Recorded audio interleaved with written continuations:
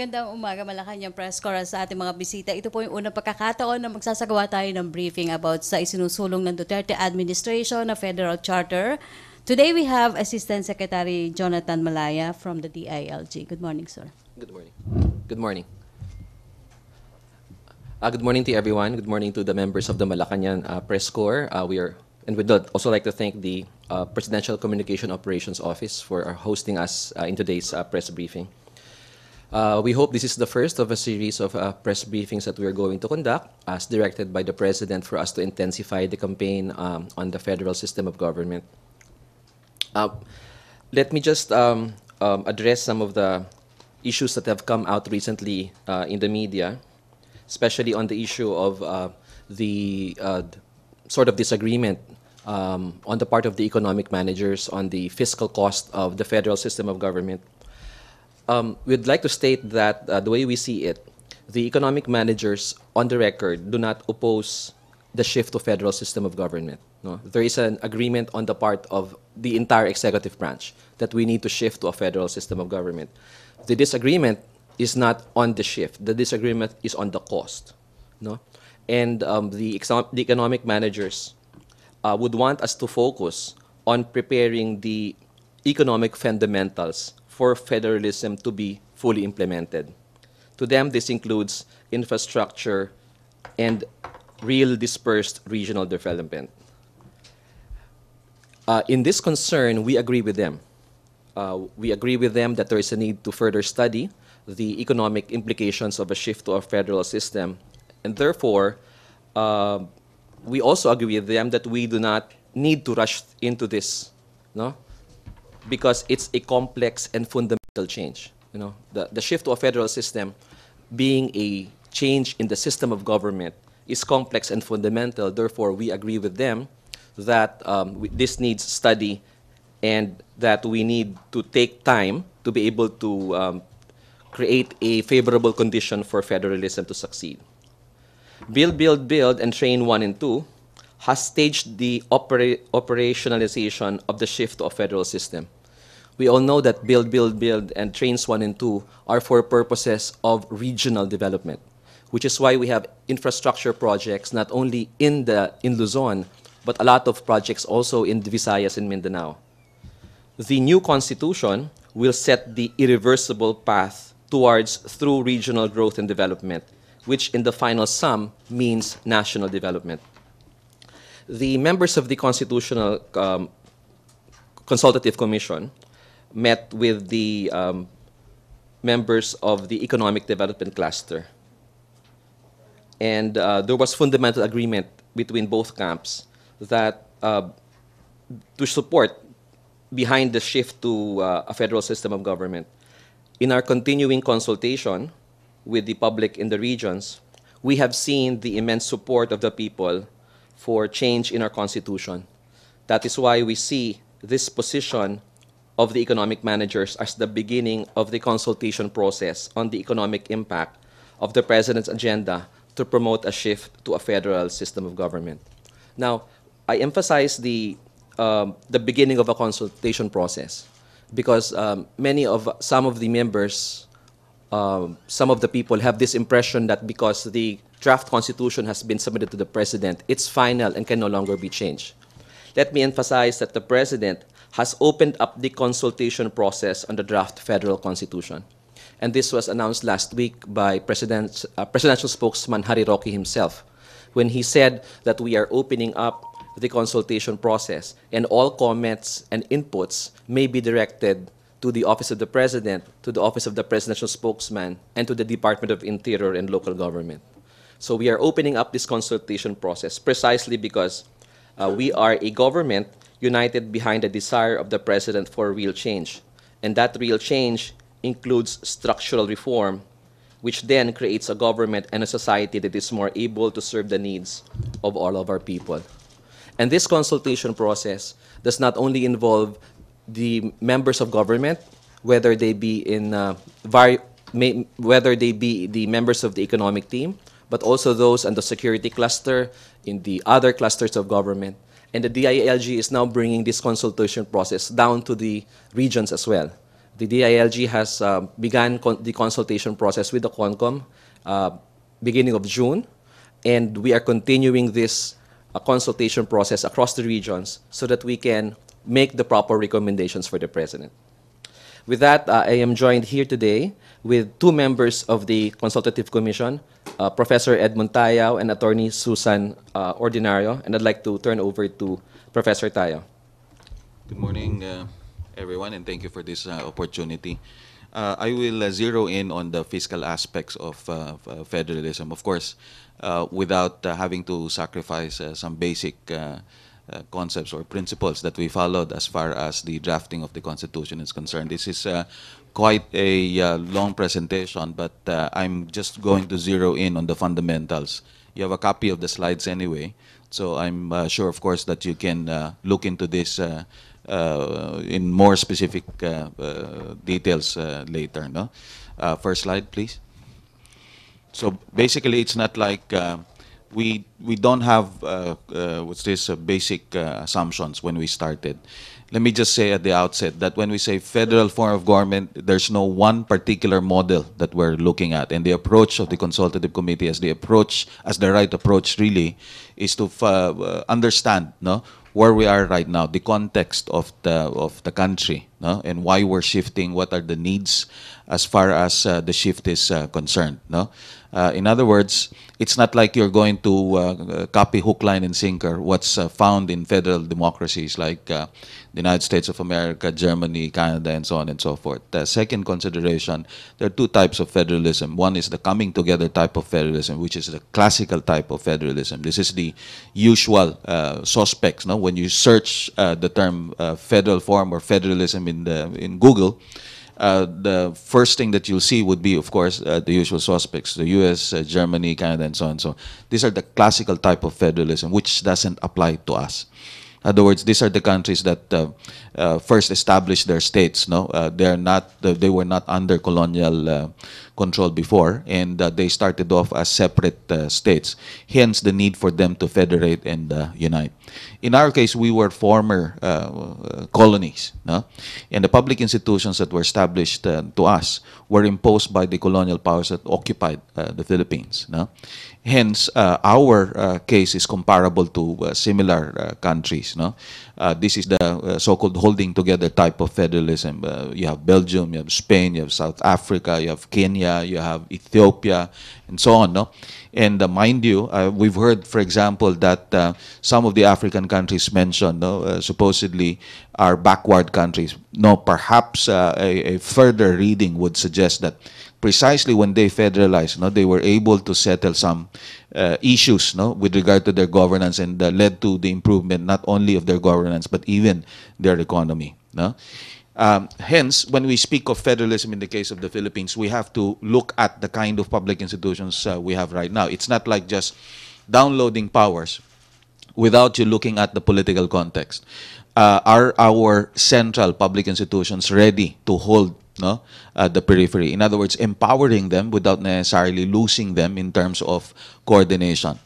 The idea here really is to do some house cleaning, where we are right now, what are the limitations of the current setup, and how are we to use the opportunity to change the setup, reform public institutions by way of changing the Constitution. So those are the premises that we use. So those are the key principles. Strong federal government to keep the country as one. So that's what I was trying to explain earlier. You're empowering the regions without necessarily weakening the center. Next slide, please. So if you look at how we came up with the fiscal considerations, the powers, we're always schooled by several groups that form follows function. Of course, we know that. And it's not like we sort of imagined simply what needs to be considered when it comes to the drafting. We know for a fact that you can't go to numbers without looking at what functions will be downloaded. No? In other words, we learned from our decentralization experience in 1991, where we simply devolved functions without transition and fixing the amount of monies that will be given to the local governments. You see, this allows me to segue to the difference between the unitary decentralized setup and the proposed federal setup. Under the unitary decentralized setup, your local governments are mere agents of the state, which means they merely perform functions which are delegated, no, to them by the state, which is the central government.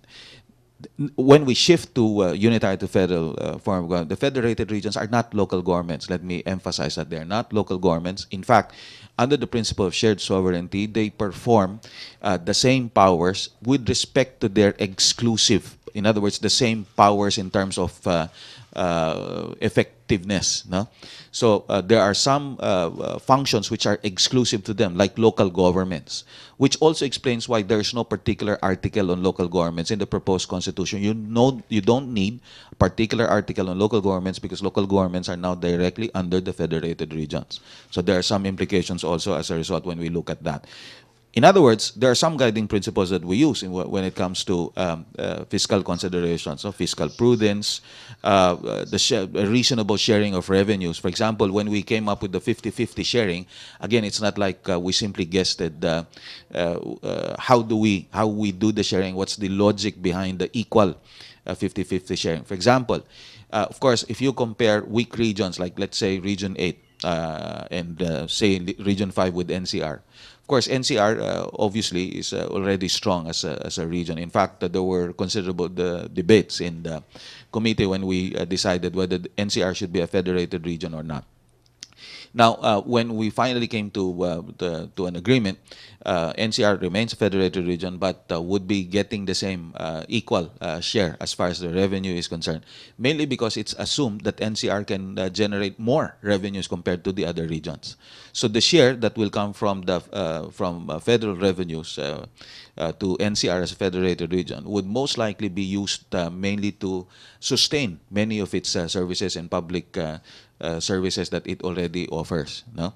But with respect to smaller or weaker regions, it will allow them to do more capital expenditures, which is basically what is needed as far as the periphery is concerned or the other regions are concerned. So in a way, you can imagine some leveling that's going to happen if the proposed federal structure happens. So there is, of course, you don't do this without taking into consideration the essential federal expenditures first. So whenever we're asked, saan manggagaling yung budget for national defense, for sovereign debt servicing and so on, actually, you don't touch that. That's the first principle that you do. No? In other words, any consideration of how much amount of money will be brought down should take into consideration first the fundamentals. It's not like you're going to, again, consistent with the principle that you have a strong central government, you should make sure that those fundamentals are taken care of before you share funds. Second, you don't just share funds. In the first place, again, using the principle of form follows function, you're not just giving away money. You're in fact giving money because you're giving functions to the federated region. You're empowering them. And so whenever some cost is given to the public for consideration, the first thing that you should ask is, what do these costs refer to? Okay? Are we assuming, for example, that the existing bureaucracy at the national level will be the same and will just be replicated or duplicated as far as the federated region is concerned? If that is the case, then definitely you will bloat the budget. Second, if, for example, you're going to bring down some of these powers, does it mean that you are, at the outset, going to create new offices? Aren't we already, don't we already have existing regional offices to begin with? In other words, if you look at the line agencies, and these line agencies are the same line agencies that will be brought down to the federated region level, if they are already existing, does it mean that you still have to create them? Of course, I'm sure, of course, that you know already the answer to that. The point really is, when you bring down powers which already have existing bureaucracies, you're simply reconfiguring as to which level of government that they will now be answerable to. which level of government already have political authority over them. So what's going to happen is just to reconfigure the federated region or the region, which means that in effect, you are amalgamating currently fragmented local governments. There was this comment that it's not the 1987 Constitution that's to be faulted, why we have fragmented local governments. Of course, to a certain extent, you can always argue there's no direct relation. No? But in terms of policy analysis, you can very well understand that the 1987 Constitution enumerates not 2, but 4 levels of government at the outset. The assumption then is even if, say, municipalities or component cities are under provinces, it doesn't mean that the provinces actually control them, which means that in terms of expending power, it's as if you're suggesting that all of these are in fact independent entities. What you're supposed to do is to ensure that while they have autonomy, there is really there are simply incentives, disincentives for them to work together or not to work together. This is basically the principle again that guided us in terms of designing the federated regions. Next slide. It's not like the transition, when it happens, let's say, of course, if you're looking at timing, we're of the thinking that it's not really the committee that's to decide when the plebiscite happens. Again, it depends on very political decisions to make. But the actual transition, if you are going to look at the draft, regardless of timing, actually starts at 2022. So existing bureaucracies will not change immediately, even if, for example, plebiscite happens in 2019, and let's say the first elections, whether regional or national, happens, let's say 2020 2021. No, so. In other words, you're not suggesting that all these transitions would immediately take place. And in fact, it should happen in phases. So again, you're managing the transition. It's like transferring from your current house to another. Of course, at yung una, paglipat mo ng bahay, medyo magulo, medyo mahirap. Pero pag naka-adjust ka na, mas madali na lang. Next slide. You will see that there are particular articles in the draft constitution. Sabi nila, paano ka naglagay ng figures doon wala kang expenditure assignments? When we say expenditure assignments, sirs, ma'am, you say these are the powers that are downloaded to the federated regions and retained at the federal level. So yun yung kaya ka expenditure assignment, ibig sabihin, ito yung poder na ikaw ang namamahala, ikaw ang yung poder kasi yun yung nangangailangan ng pera. So when you transfer powers, you transfer monies as well. If you notice, this somehow departs from the process that we had when we decentralized in 1991. We downloaded several functions, but one, we did not look into the existing bureaucracy then. What happened was essentially duplicated these offices at the local level. Second, we did not bring down monies. We simply brought down and gave them powers which they cannot even exercise on their own. Through the years, what happened was there were several functions that were even centralized. Look at social welfare alone and 4Ps. Social welfare, even if you don't devolve it, if you look at current literature, is basically the province of the local governments. But even if it's already provided for the local government, without amending the local government code, the central government has this tendency to come up with programs that essentially dilutes the powers already supposedly given to local government units. So ito yung binabago natin. No? If you have already given powers down, it doesn't mean that it has to be diluted just because it's not effective. Perhaps the effectiveness has something to do with coordination more than just giving it down to the lower level or getting it back at the national level. Next slide, which I already explained. Let's go to the next slide. In terms of fiscal administration, these are the powers of the federal government. No? I need not enumerate them. These are the usual. Of course, when you're talking of foreign affairs, monetary policy, international trade, the national defense, and so on and so forth. In fact, I'd like to emphasize that national defense, including security, we retained it at the federal level.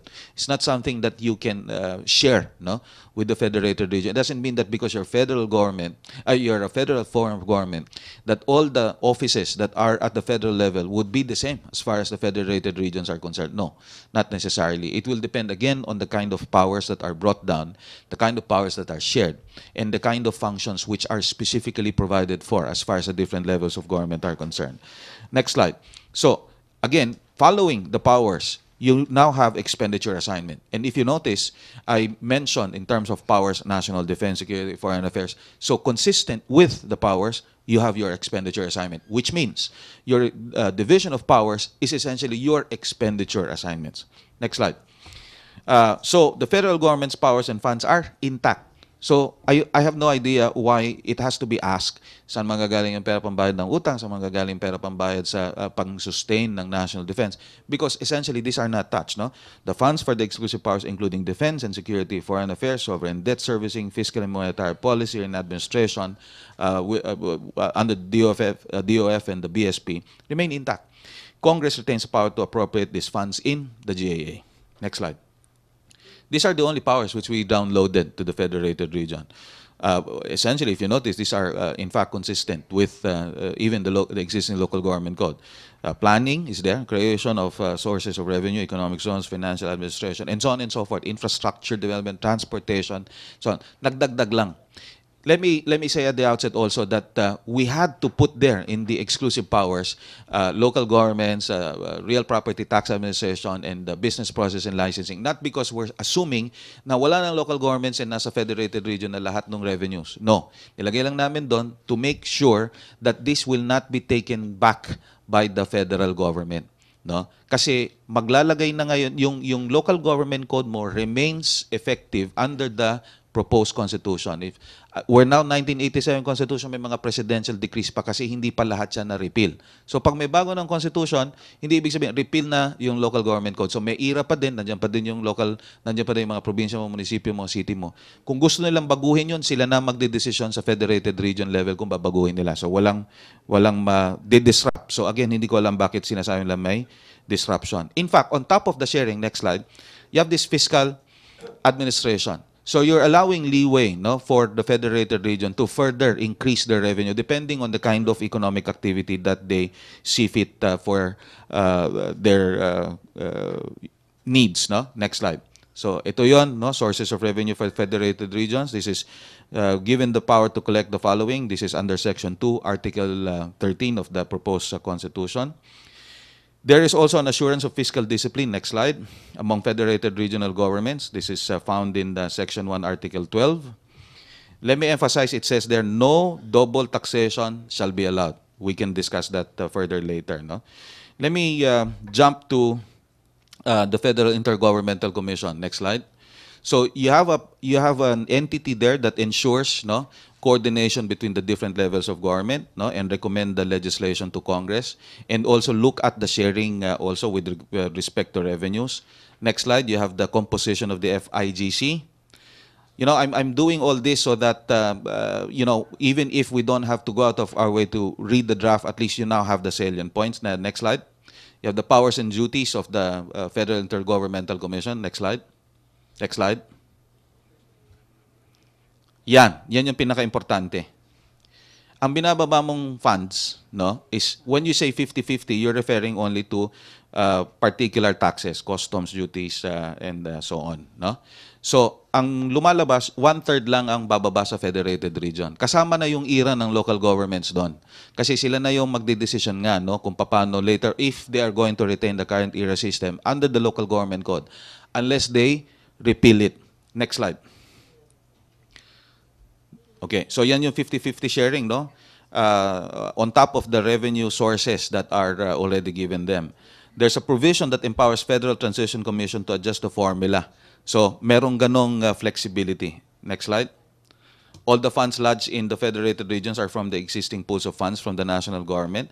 Hence, the deficit ceiling should not be breached. Let me emphasize that. It should not affect credit standing. The same funds are moved from one pocket to another. In other words, you're just bringing down powers, and so you're bringing down funds. Okay? Hindi mo dinodoble yung existing bureaucracy. Federalism transfers control of the same funds from national federal government to the regional governments. Next slide, and this is the most important thing. If you look at the incremental cost, okay, the incremental cost, as far as our numbers are concerned, would not reach 20 billion. In fact, all those costs which are directly because of the shift from unitary to federal would amount only to a little over 13 billion pesos. So, if you look at the the presentation of the Department of Finance and the NEDA, we even need to reconcile it. And so, I don't see any radical difference or what. The difference really is with the assumption.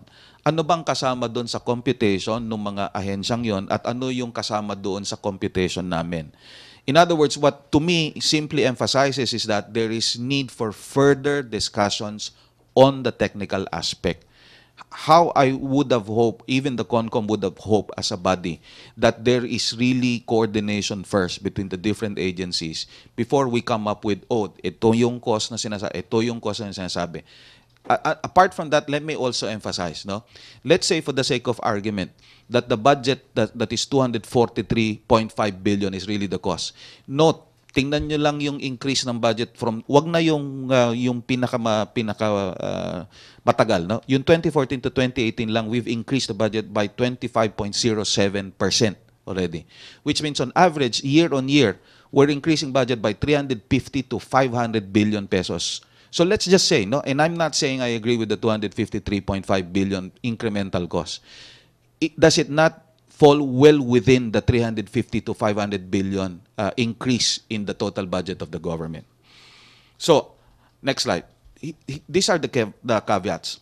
The amount used, obviously, would be the existing figures only. So, based on 2018. Senate staffing, may double. Madadagdagan yung Senate mo. But take note, yung tumatakbo doon regional na, hindi na national.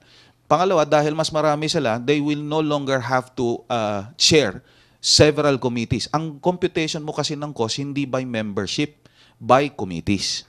So dahil mas marami ng senators ngayon, hindi na kailangan dalawa, tatlo yung committee nila. No? Malamang mag-isa-isa na lang sila. It's computed well within the 5% increase in GA and will happen by 2022. Take note that this computation does not even factor savings from the rationalization of the national bureaucracy. Kasi ibababa mo yung functions, so yung mga empleyado, hindi mo na kailangan dun yung iba. In fact, we have a very top-heavy national bureaucracy. In the long run, we can expect even more savings than expenditures. Next slide. Ito yung importante dito. Effect on economy. Mayroon daw layoffs. We don't see any drastic change occurring after ratification. We can just read what's provided for there. That's it. So, I hope that there will be more opportunity to discuss the more technical aspects because at the end of the day, pag may sinabi kang cost kagad, it sends a different message. So, sa akin lang, baka naman meron lang ibang consideration na hindi nakita namin o hindi din nila nakita. So, all the more that it means there has to be further discussion. Salamat po. Thank you, Professor Tayaw. Professor na professor talaga. Let me turn over to Attorney Susan Ordinario, member also of the CONCOM. Thank you, ASEC, and good morning to everybody. I'm very glad to have this opportunity to meet all of you and to participate in this presentation by the CONCOM. And let me segue from the last presentation of Professor Tayaw and take a few lines from the presentation of ASEC Malaya. You know, for every activity that the government undertakes, there will always be costs. But a government does not exist only to spend, to earn and spend the exact amount. A government is there not just to hire people or to buy services or to buy items, goods to give to the people in exchange for income. A government is there to serve the interests of the people. And in any kind of shift, there will be costs, but the shift will always be in conjunction with reforms or benefits that cannot be costed in pesos and cents. This is what we call the cost-benefit ratio. And I believe that while there were costs presented to you relative to the very act of federalizing or shifting, there were other benefits that have been introduced in the charter, which we had to incorporate because we cannot see the reason why we should have a constitutional review and a constitutional revision without already incorporating certain reform measures that are very necessary to ensure the welfare of our country and our people. So, on top of all of these structural reforms, which will naturally have costs, we have instituted several other areas of reform.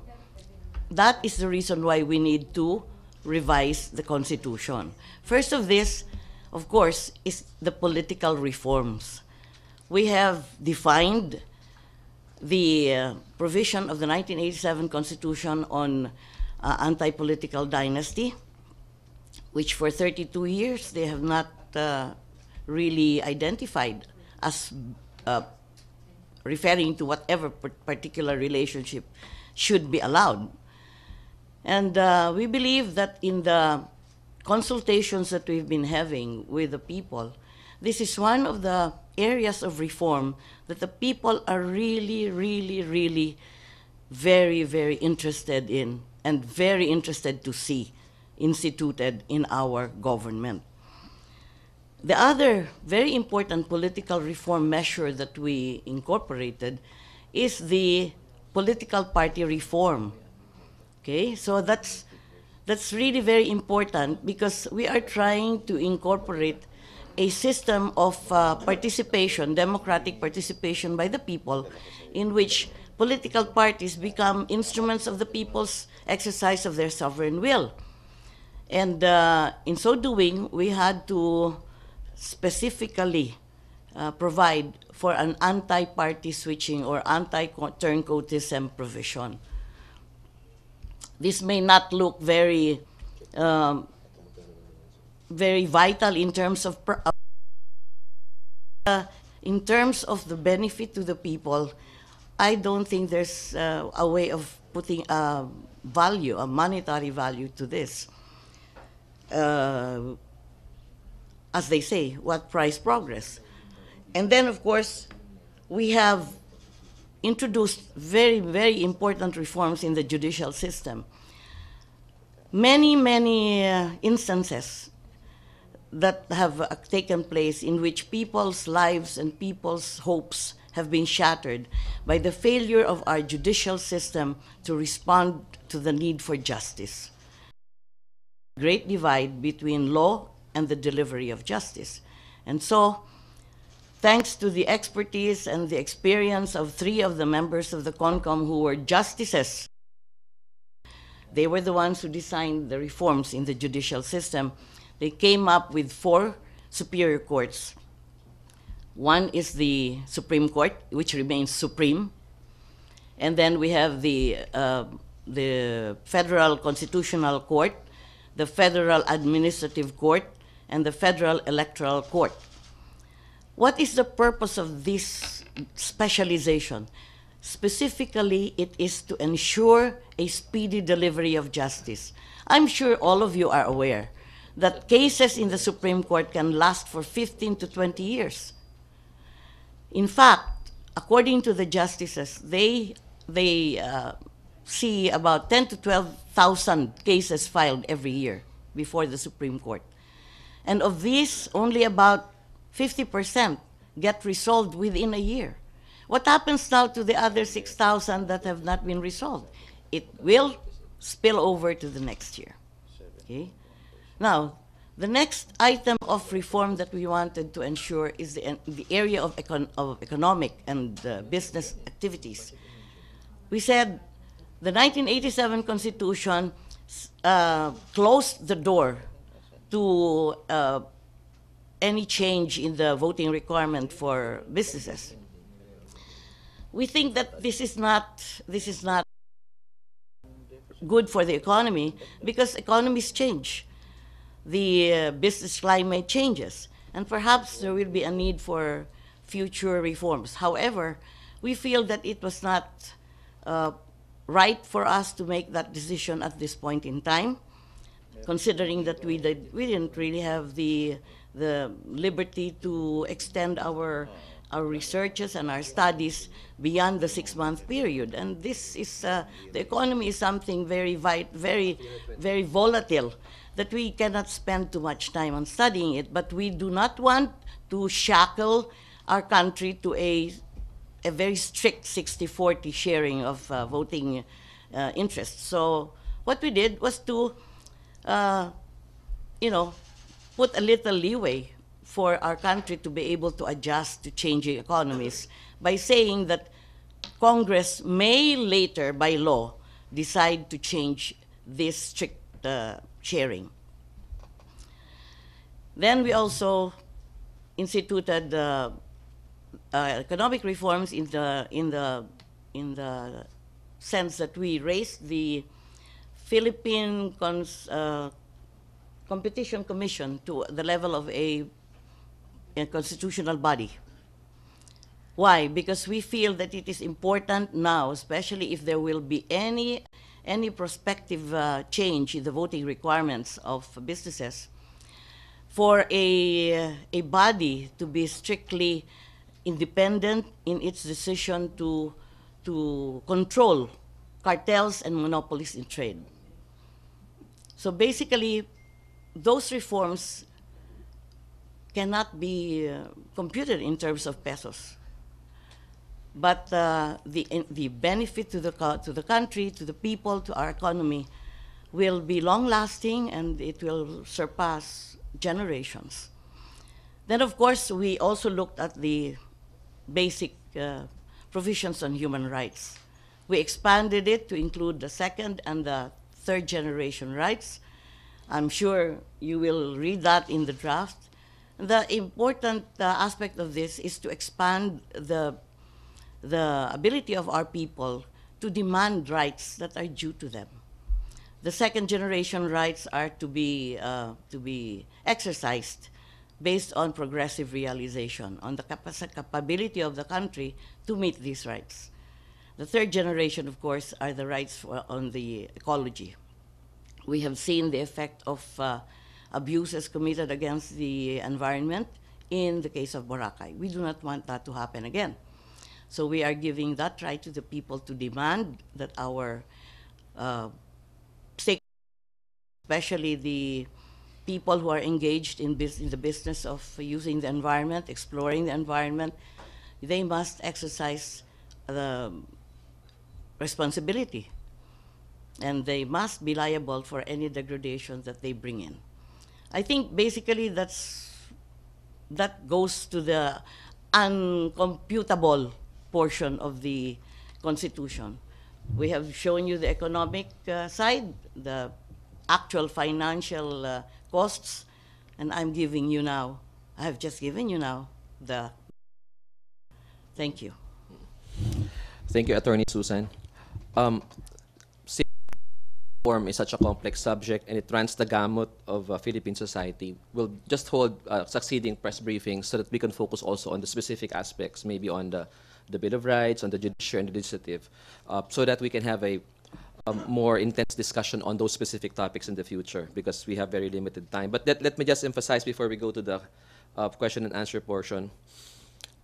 There were several assumptions made when NEDA and the DOF made their computations as to the deficit, as to the cost of federalism. As a matter of fact, I heard about different numbers. NEDA said it was around 243 billion. DOF had a different figure, 320 billion. So there's also disagreement among them. No? What does this mean? This means that there has to be more technical discussions. No? The assumptions that the economic managers made were assumptions they made themselves. No, these were not assumptions made in consultation with the CONCOM. So what we did was to bridge the gap. The meeting with the CONCOM and the economic managers precisely was for the meeting, was for them to bridge the gap so that the CONCOM can explain to the economic managers what exactly is bayanihan federalism. And Professor Taya has already explained to us that this is not your run-of-the-mill Wikipedia, i-google mo lang na federalism, and then you make assumptions on that. This is a designed for the Philippines type of federalism, which, in their opinion, cost of around 20 billion.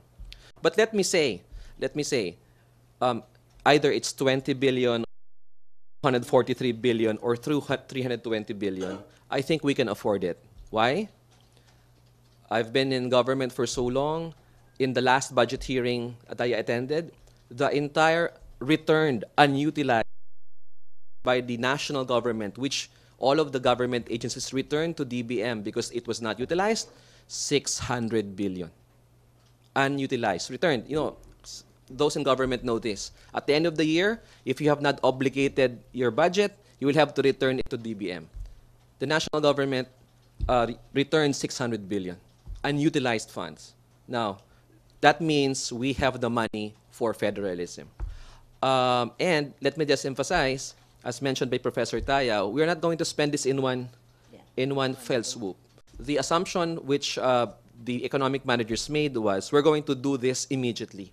There's going to be a transition plan, a clear roadmap across several years, could be 10 years, and we can spread out the cost in those years.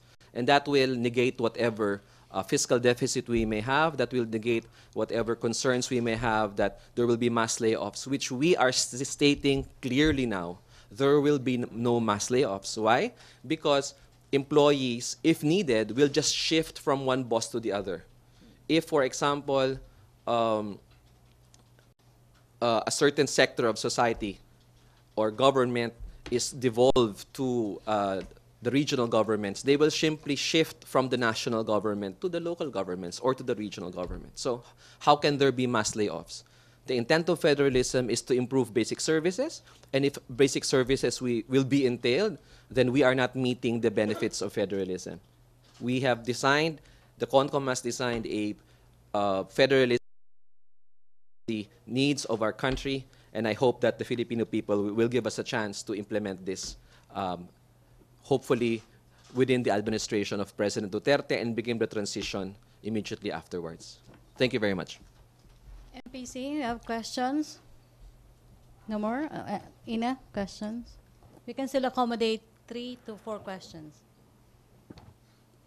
To anyone from the panel, is the timeline or the target to have the plebiscite by 2019 still doable, considering the consultations that are expected to be done, as you mentioned? Perhaps the better agency or official to answer that would be either Congress or probably even COMELEC, or the best in the best position would be the Executive Department. Our mandate is to review the 1987 Constitution and come up with a draft, and we've done that already. Sir, as you continue to work on the draft constitution, how are you also addressing the concerns of some senators about the shift to federalism? Basically, many of them are saying that it's really not a priority in both. All right. When we say that the priority is, let's say, poverty or economic development, again, it depends how you are going to approach the problem.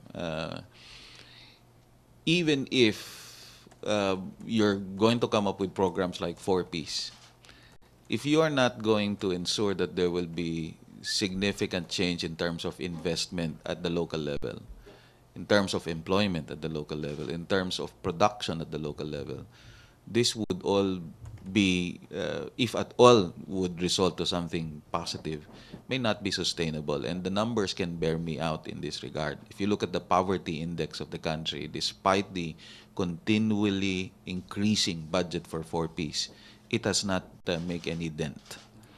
Okay? So the problem is in the mechanism. It's not in the programs. Yeah. Ina, let me just address your question. We're positive that we can convince the senators. The President has invited the senators and members of Congress to a dialogue on federalism. Aside from that, the Presidential Legislative Liaison Office, together with the executive branch, will be briefing all senators, their staff, and the media, covering them on the proposed constitution. Also, senators have mentioned negative comments about federalism. The fact remains that the Senate has not yet passed anything that would amount to a repudiation of federalism. The Senate committee, led by Senator Kiko Pangilinan, has not even issued a committee report. The Senate as a whole has not come out with a resolution on federalism. And the House of Representatives, on the other hand, has passed a resolution seeking the Senate's concurrence to the convening of a Constituent Assembly. That, up to now, is still pending in the Senate.